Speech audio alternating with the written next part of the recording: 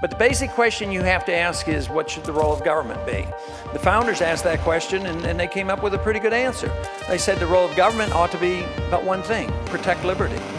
This whole COVID madness, this so-called pandemic, it was just a test balloon. A gigantic test balloon. Well, for what, you ask? Well, to see how far they could go. To see what exactly they would have to do to get free individuals in a free and democratic society to consent to being forced into compliance. That's what they were trying to establish. That's what they were trying to figure out. Welcome back to Notify America. We have multiple pressing stories to get to, stories that have Ukraine running out of money. We have a date now of when the Pentagon will have depleted the last of its Ukrainian appropriated funds. Also, down at the Texas-Mexico border, we have problems, folks.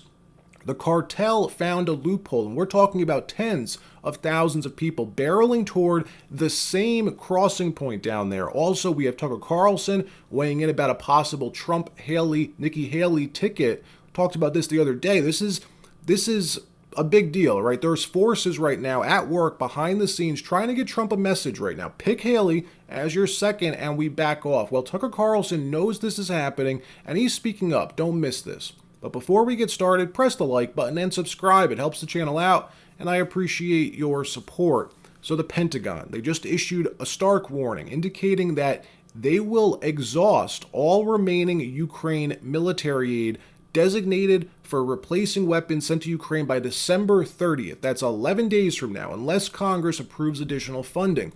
This marks the first time that the Defense Department has specified a precise date for running out of financial resources. Republicans in Congress have known about this for at least a week. A letter was just leaked, probably by Democrats or by the Pentagon. It was a letter sent from the undersecretary at the Pentagon to Mike Rogers, the chairman of the House Armed Services Committee, a very powerful Republican. He's a committee chair, and he's actually the chair of the House Armed Services Committee. That person, the chair of that committee, has special clearances that most other congressmen don't.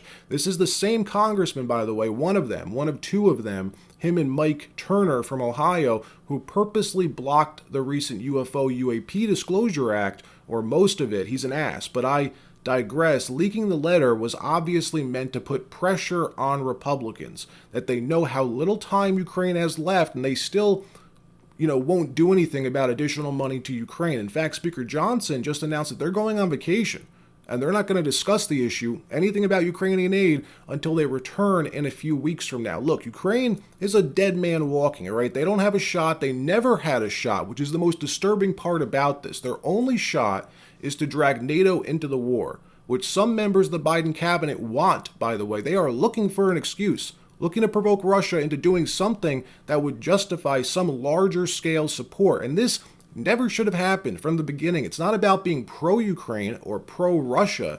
It's about logic. If the Biden administration didn't spit in Russia's face every chance that they get, and they acted responsible, diplomatic, met with the Russians and compromised on a few things, Ukraine would still be whole. Russia never would have entered Ukraine. 400,000 Ukrainians, which is what's estimated, wouldn't have died in the last 2 years, and America wouldn't have wasted $100+ billion of taxpayer money. Meanwhile, down at the southern border in Texas, Border Patrol, Texas National Guard, and CBP are preparing for train cars of migrants. Cartels have found a loophole, folks, in Mexico's rail transport system, and they've begun smuggling these people like corralled cattle. It's disgusting, loading them onto these train cars in Mexico and shipping them off to the southern U.S. border.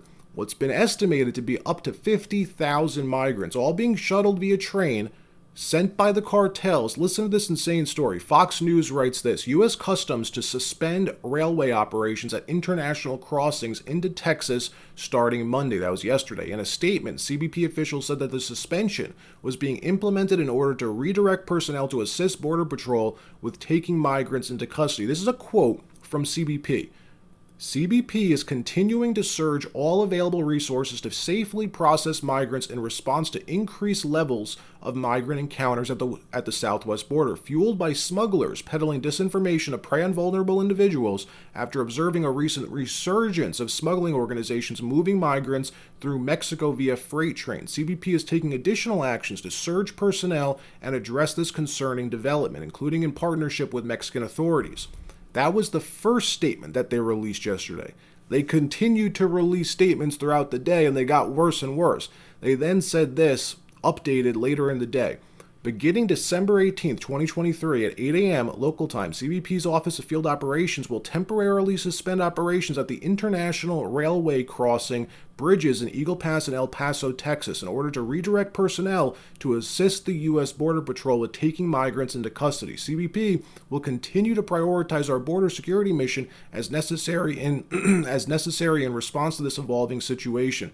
This is what the scene looks like right now in Mexico, folks. These people likely waiting for the next train to arrive. This is nuts. CBP says they're expecting tens of thousands of migrants in the next few days to arrive via freight train, maybe more. In an interview at a Turning Point USA event, Tim Pool asks Tucker Carlson what he thinks of a Trump-Haley ticket in 2024. Well, we have the clip. I'm going to play it in a minute for you, but for some context, all right? Like we explained a few videos ago, or a few days ago, there are these rumors going around right now that the establishment is freaking out. They're floating a truce with Donald Trump, realizing that the tide is turning and the American people want change, want anything but what we have right now. Polls are even showing Trump's lead over Biden in the general has grown between 5 to 10 points. That's the spread. And those are the averages, not a right-wing poll, not MAGA polls. We're talking about mainstream polls here. Emerson College, NPR even, are showing Biden getting trounced. And the establishment, the Uni Party, realizes their time is running out. The strategy that they've been using is backfiring epically. And they are floating a truce. Pick Haley as your second, as your VP, and we're going to back off. Look, Trump's probably already been delivered the message, which is clearly bait. They have no plan to back off. They're hedging their bets is what they're doing. Well, Tucker Carlson clearly knows about this. He's well connected in Washington, and if I heard about this, he obviously has also. Take a listen to the warning he gave Trump yesterday in this interview. Watch this. Would you vote for Trump if he chose Nikki as VP? And would you guys vote for Trump? Well, that's the question that I asked you specifically. Well, I would not only not vote for that ticket, I would advocate against it as strongly as I could. Wow. Yeah. Well, that's just poison. I mean, here's someone who's actively opposed to the interests of the country I grew up in, who endorsed the BLM riots, and who is not left, but is neoliberal in the darkest, most, speaking of nihilistic way, and has no real popular support. Is a creature of the oligarchs. So yeah, that would be reason to oppose the ticket. Even Trump, Haley is a no-go. Nikki Haley. He would get assassinated immediately if that were the case. Yeah, and by the way, I just can't imagine a world where that could happen. That would be so crazy. I mean, anything could happen, of course, but picking Nikki Haley, who's utterly treacherous and utterly dismissive of like the interests of Americans, yeah. It's a no-go. Look, all I can say, Trump better not take the bait. I doubt he will. I hope he learned his lesson after all the spies that infiltrated his administration last time around, but we'll see what happens. I'll keep you posted. This wraps up this episode. Press the like button, share the video. Don't forget to subscribe. I'll see you next time.